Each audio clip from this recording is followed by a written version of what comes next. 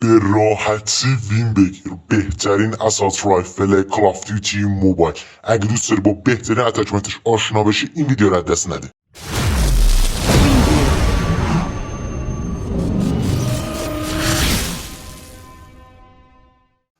سلام دوستان عزیز، خیلی خوش اومدید به ویدیو جدید. من یم دستم چنل کد 12.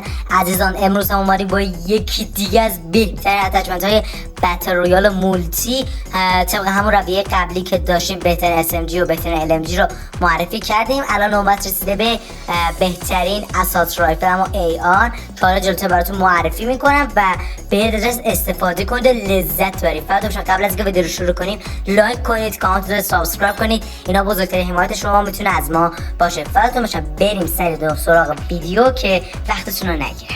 خب عزیزان دل، وارد لودات میشیم. عزیزان بعد از اینکه وارد لودات شده اول مولتی رو بهتون معرفی میکنم. گانه AK117 ازش عزیزان بهترین AR. حالا بهتون میگم طبق نظراتی که بالاخره بهترین استریمرها و یوتیوبرها دادن و بهترین استفاده و اینها گفتن که AK117 بالانسه، یعنی بهترین از نظر میانگین و تعادلش رو در نظر بگیری بهترین AR میتونه باشه، هم برای مولتی و هم برای بتل رویال. حالا بیشتر براتون توضیح میدم. دوستان وارد اتچمنت ها میشیم. AK117 یکی از بهترین گان ها که از سیزن اول کال آف دیوتی موبایل با ما بوده و هست. دوستان من گلدش که کردم همون سیزن اول اصلا نمیدونستم برای گان میشه اسکرین گذاشت. بعد منم یکی بهم گفت و اینا اومدم دیدم گلدم باز کردم.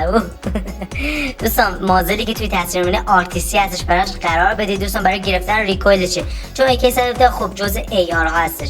AR ها گانهای قدرتمندی هستن همونطور که میدونی و نسبت به وزنی که دارن بر همین از LMG ها بهترن.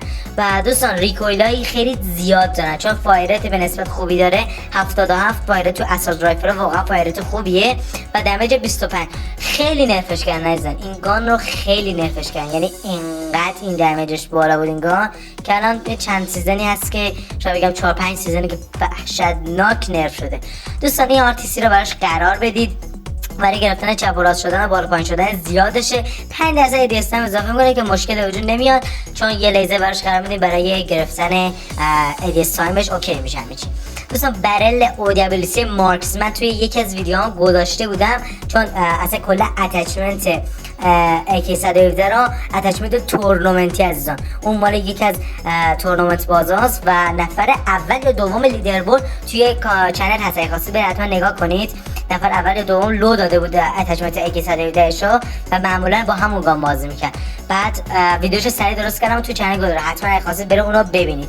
دوستان همین OWC براش گذاشته تو مارکسمن ها و فقط اتچمنت بتل رویال بود. حالا اینجا داریم اتچمنت مولتی هم بهتون معرفی میکنیم. دوستان چون دمیج رنج خیلی 25% دمیج رو اضافه میکنه، ریکویل رو چقدر میگیره خیلی به صرفه. درسته 17% ADS رو افزایش میده، موومنت ADS رو کم میکنه، ولی خب طوری نیست. باز ببینید نسبت به فواید و ضررایی که داره خدای خوبه دیگه.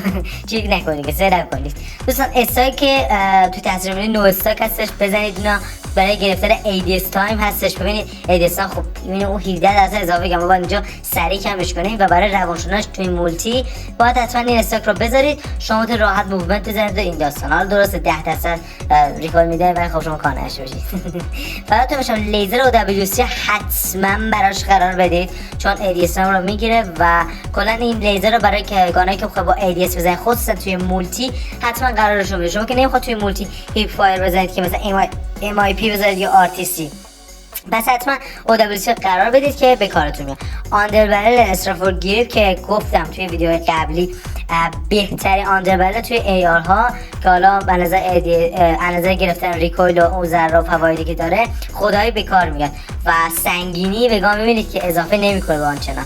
پس حتما این رو قرار بدید. این بود از اتچمنت های مولتی این گان. دوستان اتچمنت بتلش رو گفتم یک نوع اتچمنت توی ویدیو قبل بهتون توضیح دادم. الان میخوام یک سری دیگه از اتچمنت رو بهتون بگم برای بتل رویال. بریم سری سراغ بتل رویال. خب عزیزان دل، خب رسیدیم به بخش بتل رویال لوداتامون که حالا PK ها معرفی کردیم بهتون.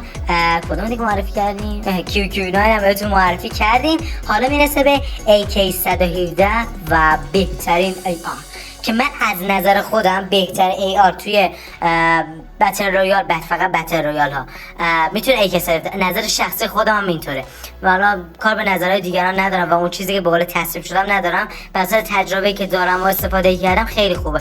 گفتم توی ویدیوی قبلی AK117 جزو معدود گان هایی هستش که از نظر هیپ فایر ADS گیری واقعا فوق العاده است و شما میتونید بهترین موومنت رو باش بزنید. شما اگه توی لوداتتون این اتچمنتی که بهتون معرفی می‌کنم رو بذارید ازش استفاده کنید، قول میدم وین تضمینی. یعنی شما یه اسکواد خوب باش بیافتید قشنگ وین تضمینی، چون گفتم از نظر ADS و هیپ فایر واقعا فوق العاده است. دوستان فقط یه پرک خشاب براش پیدا کنه توی بازی و یه پرک اینکه مثلا ریکویل رو بیشتر بگیره، همین کافیه. باور کنید فوق العاده میشه. لازم نیست که هیپ فایر براش خراب، چون هیپ فایرش همینطوری قویه.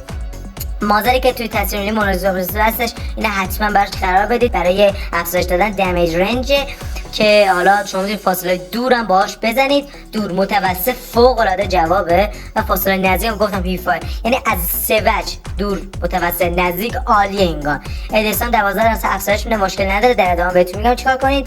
دوستان همون برلی که توی ویدیوی قبلی هم که گفته بودم، همون دوست عزیز که معرفی کرد OWC مارکسمن بود، حتما این برل روش قرار بدید. این برل اصلا قرار ندید AK117 شما اصلا با اون AK117 که باید تبدیل بشه تبدیل نمیشه دوستان. خیلی فایده داره، در برابر ضررش واقعا هیچ نیست. حتما این برل رو قرار بدید دوستان. لیزر OWC برای گرفتن ADS هم 8 درصد شده، دید برل اونجا اضافه کردیم، ADS هم اضافه کرد. الان اینجا چیزام گذاشتیم، مازنم گذاشتیم، ADS هم رو اضافه کرد. حتما این لیزر روش قرار بدید که ADS هم رو 8 درصد حالا اوکی بگیره دوستان. و آندربرل حتما روش قرار بدید، همون آندربرل استراکفورد گریپ هستش که توی مولتی هم گفتم بهتون.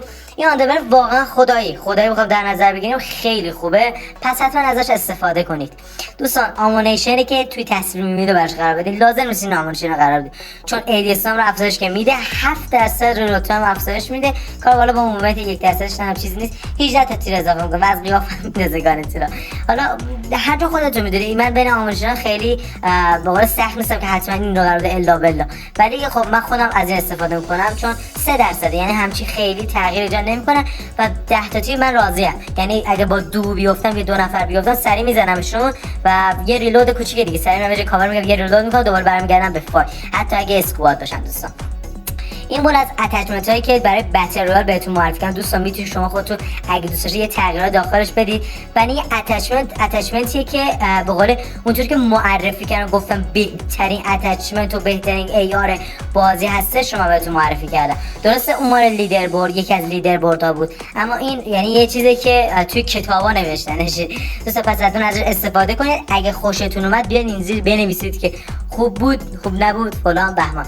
عزیزان حالا توی AR های کال آف دیوتی موبایل من به نظرم برای بتل واقعا AK117 فوق العاده است. خب یعنی من خودم شخصا خیلی پیشنهاد می‌کنم. AK47 برای نزدیک که اصلا خوب نمی‌سن، یکی از نزدیک بهتون اصلا میپکوندتون، نمیشه کارش کرد. برای همین حتما یه گان قرار بدید که هم بتونید برای متوسط، هم برای دور، هم برای نزدیکتون نظر استفاده کنید. انفور هم خوب بود، یعنی خوب هست هنوزم، اما دمیج خیلی پایینی داره. فایرتش هم نسبت به AK117 پایین‌تره دوستان. پس AK117 هنوز ازش سره دوستان.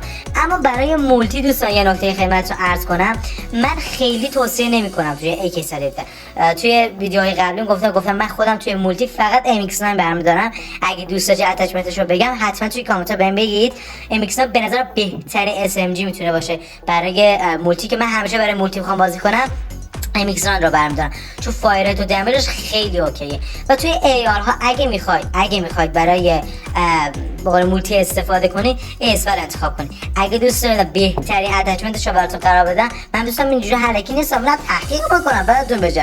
آره میرم تحقیق میکنم براتون پیدا میکنم و میام میذارم. پس بهترین AR به نظر خودم اسفل هستش. کار اتچمنت رو معرفی نمی‌کنیم. اگه دوست داشتید توی کامنت ها بنویسید، یه ویدیو جداگانه هم برای مولتی هم برای بتل بهتون معرفی میکنم خدمتتون باشم. خب عزیزان دیگه من مزاحمت ایجاد نکنم. خیلی ممنون که تا ما رو همراهی کردید. یادتون نره اگر از این ویدیو خوشتون همتون رو من حتما لایک کنید، کامنت و سابسکرایب کنید. بزرگترین حمایت شما میتونه برای ما باشه. فقط بچه‌ها هر نوع ویدیویی که دوست دارید درباره اخبار کال آف دیوتی موبایل، پابجی نیو اس، اپکس موبایل، بتلفیلد و هر چی دوست دارید توی کامنت ها برای شما آزاده. فقط بچه‌ها اینستاگرام رو حتما فالو کنید. کد EMDYT هستش.